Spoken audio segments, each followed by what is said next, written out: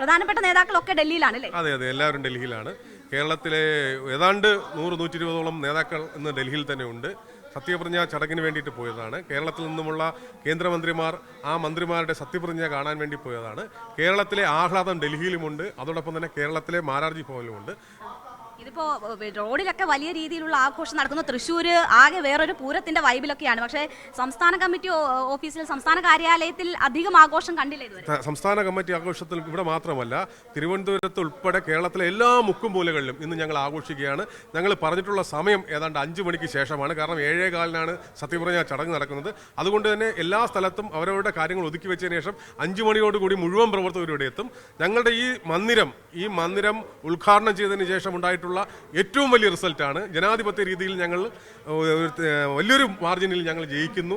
അതോടൊപ്പം തന്നെ മാറ്റങ്ങളുണ്ടാകുന്നു. 20% വോട്ട് വർദ്ധിപ്പിക്കുന്നു. ഇനി ഞങ്ങൾക്ക് മുന്നോട്ട് പോകാനുള്ള പ്രയാണത്തിൻ്റെ ആസ്ഥാനമാണ്. ഈ ആസ്ഥാനം ഉണ്ടായതിനു ശേഷമുള്ള ആദ്യത്തെ തെരഞ്ഞെടുപ്പിൽ തന്നെ ഞങ്ങൾക്ക് വിജയിക്കാൻ വേണ്ടി സാധിച്ചു, മുന്നോട്ട് പോകാൻ വേണ്ടി സാധിച്ചു. അതുകൊണ്ട് തന്നെ വളരെ വലിയ ആഘോഷങ്ങളാണ് ഇവിടെ. എല്ലാം ലഡു അതുപോലെയുള്ള മധുരഫലാരങ്ങളൊക്കെ നിറഞ്ഞു കഴിഞ്ഞു, പടക്കങ്ങൾ നിറഞ്ഞു കഴിഞ്ഞു, മറ്റു സാധനങ്ങൾ വന്നുകൊണ്ടിരിക്കുകയാണ്. നിങ്ങൾക്കിത് തൃശ്ശൂർ എന്തെന്ന് പറയാം, നമ്മളെ ഒരു പത്മനാഭന്റെ ആറാട്ട് കാണാൻ വേണ്ടി പോവുകയാണ്. പത്മനാഭന്റെ ആറാട്ട് നടക്കുന്ന ഒരു വേദിയായിട്ട് തൃശ്ശൂർ പൂരമാണെങ്കിൽ ഇവിടെ പത്മനാഭന്റെ ആറാട്ട് എന്നാണ് പറയുന്നത്. ഇവിടെ ഇപ്പോൾ ജോർജ് കുര്യൻ അപ്രതീക്ഷിതമായിട്ടാണ് മന്ത്രി സ്ഥാനത്തിലേക്ക് വരുന്നത്, അല്ലെങ്കിൽ അദ്ദേഹം മന്ത്രിസഭയിൽ ഉൾപ്പെടുമെന്ന വാർത്ത വരുന്നത്.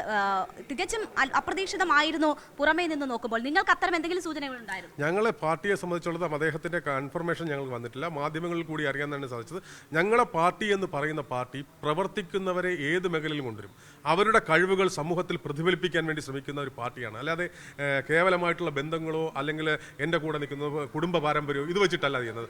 ഓരോരുത്തരുടെ കഴിവുകൾ മനസ്സിലാക്കേണ്ടത്. ജോർജ് കുര്യൻജി വരികയാണെങ്കിൽ, നേരത്തെ അദ്ദേഹം ന്യൂനപക്ഷ വൈസ് ചെയർമാൻ ആയിരുന്നു.